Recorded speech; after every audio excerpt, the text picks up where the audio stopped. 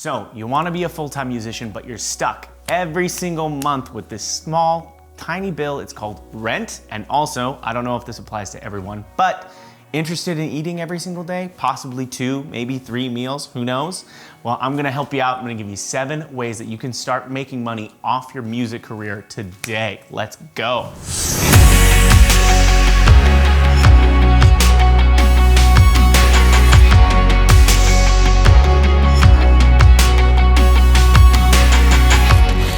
What's going on, everybody? My name is Isaiah Dominguez, as you probably have gathered, and I'm officially back. Sure, it's the end of February. It took a little while to come back, but back better than ever. Beard more under control. Hair still kind of doing its own thing, but that's okay. And I wanted to cover, as somebody who's been there before and who hopefully will return there in the future, how to make ends meet being a musician. So everyone knows the traditional way that musicians have made money is to book a gig at a local club and then to promote that gig and then to show up only to see 5 of their closest friends show up to the gig. Hopefully they buy merch because they support you as an artist, but you can't keep going to that well over and over and over again, and you start to feel like you're overexerting your friendship there.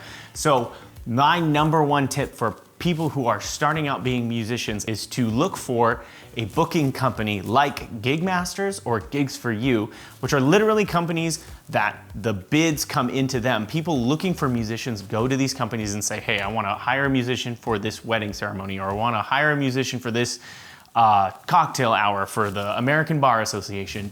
2 random examples, both I have played before because of these 2 companies. So the thing about Gig Masters, it does have money up front that you have to pay. I believe it's like a $50 or $60 fee that they charge you in order to book those gigs. But as somebody who's used it before, I can vouch for them and say that I made my money back within the first gig, and I continuously had gigs all month.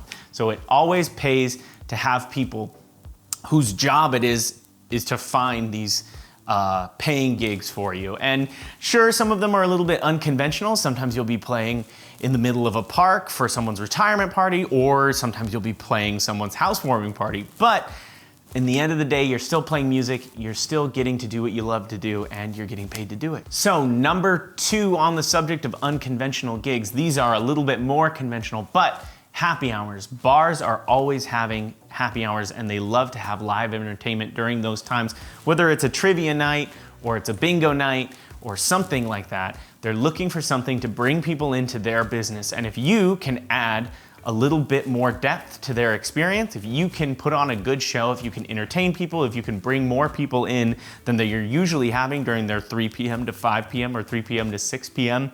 period of time, then you're going to be asked to come back over and over and over again. So reach out to your local bars or your local speakeasies or wherever you like to get your libations from, and see if they're looking for a musician. A lot of bars willing to pay for entertainment like that. You can book your Tuesday through Thursday up with just happy hour gigs if you wanted to. All right, so maybe those first 2 aren't for you. Maybe you're not looking to be out in the community more than you already are. Maybe your live gig schedule is already booked up. You don't have time to go out and play more gigs, or you don't have the budget to go out and play more gigs.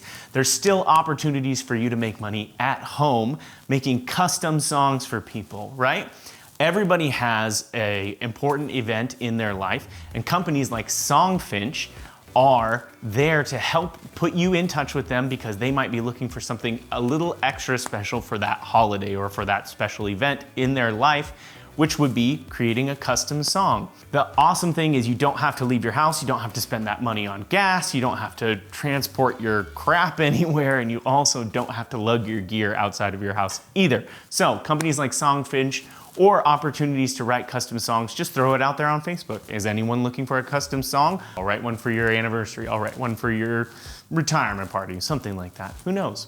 But people are willing to pay a little bit extra for a special and unique gift for people that they care about. So custom songs, companies like Songfinch. So going along with writing custom songs, we have #4, which is to co-write or ghostwrite for other musicians or with other musicians, or movie producers, video producers in your area, a lot of times they'll have a large scale project that they're looking for a very specific type of sound or a very specific song for. You can kind of get the feel for the project and then start writing songs for their project. And in that, you can partner with them. It's a local creative. It's always good for creatives to know each other and be working together in the community. I think it's a great idea to be multifaceted and multi-talented. Don't try to pigeonhole yourself as just the guy who writes original songs for his own experiences or her own experiences or their own experiences, but also try to step outside of yourself, step outside of your comfort zone, and create songs for these other storylines that people are creating. So ghostwriting, co-writing, it's a very good process for maturing your songwriting skill.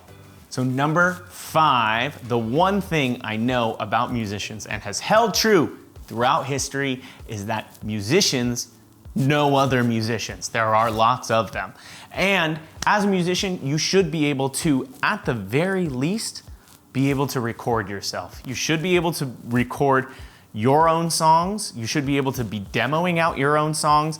I don't think there's any excuse for musicians not to be able to do something like that or to stay ignorant for something like that, especially if you want to make a career out of being a musician. So number 5 is to produce other musicians. Refine that production skill, refine those studio skills, learn as much as you can. YouTube is an amazing resource for musicians to learn how to record themselves, to learn how to mix and master themselves. There are lots of good digital audio workstations. You can use GarageBand if you have to. You know other musicians out there. They might not be able to create as good of a production as you can. You should reach out to them. You know, not all musicians have a large budget, so you should start low first, but as your skill develops, you can be able to create a new career for yourself or a secondary income for yourself producing other musicians, and it'll help you get outside of your own writing process too and help other people with other genres of music create the best project that they possibly can. So second to last, this is probably not a great way to make money, but nonetheless, there is an option of doing open mics and Nashville Rounds style musical performances, because there's an open mic on almost every night of the week, and you can go and perform as long as you're willing to drive out there, get there on time. There's no guaranteed money in something like this, but as long as you're not going out to open mics and getting super wasted and spending all of this money on alcohol or food, or as long as this open mic's not like 50 miles away from you, you should be able to break even or even develop a better opportunity for yourself with that business to come in and play more music for them. So say you go to an open mic night at Joe's Java shop on Monday nights, you amaze the crowd. You're like, oh my gosh, you're so good. Why haven't you been signed by Sony BMG or something like that? And you're like, well, because nobody really knows who I am.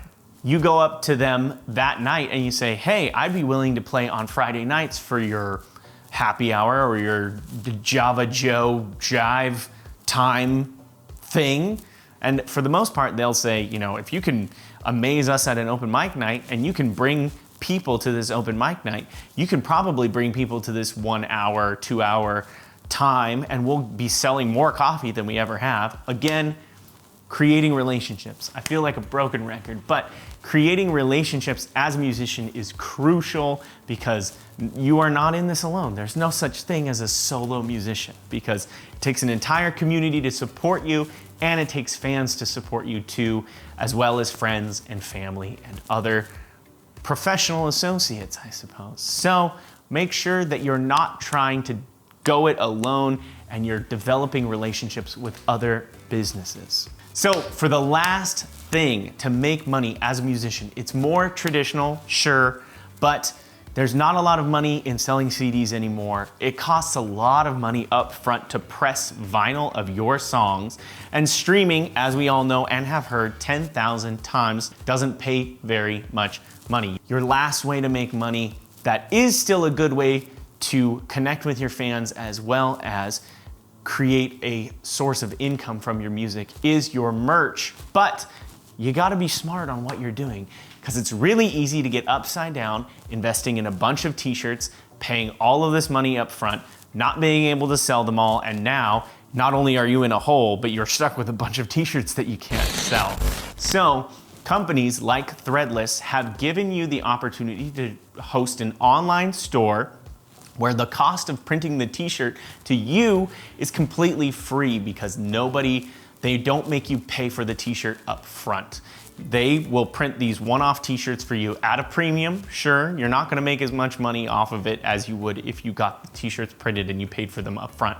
But the positive side is you don't have to buy 100, 200, 500, 1,000 t-shirts and get stuck with them sitting around in your basement and not being able to be sold. And then you have a new logo, or then you have a new aesthetic, and your t-shirts are now outdated looking.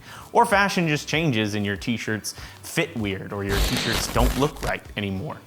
So, using companies like Threadless in order to create your own custom merch shops. So you don't have to invest the money up front, but people can still buy your designs on whatever kind of t-shirt they want. And you can set how much you're willing to charge for them. The more you charge, obviously, the more money you'll make, but the less sales you'll probably have, because people are not willing to pay $30 for an artist's t-shirt that they don't know who they are. But they're willing to throw a couple bucks to their friend if they're going to make a t-shirt that they would be willing to wear. So that is it. 7 ways to make money off of your music career right now. The non-conventional, not the teaching lessons or the booking gigs at your local venue, but getting down into it, developing relationships with other people in your arts community and in your business community. And for that, you will be better and your music career will be better. Last thing, being a musician is inherently a very hard thing to do, but I encourage anybody who's interested in it to try and become a musician full-time, because one, it's not cut out for everybody, because there's a lot of work involved. It's harder than your typical 9 to 5, because the work's not just waiting for you on Monday. It's there for you to create for yourself. But 2, also, I believe that this life's pretty short and we should do things that we love to do, and we should make sure that we're investing into our art and investing into ourselves and feeling fulfilled when we go to bed at night. So with that, I will wrap this up. If you liked the video, make sure to like the video and subscribe to this YouTube channel, because can't make this happen without all of you guys. And tell all of your friends about this. Musicians, non-musicians, doesn't matter to me. I think there's a little bit of something for everyone here, and I will see you guys in the next video.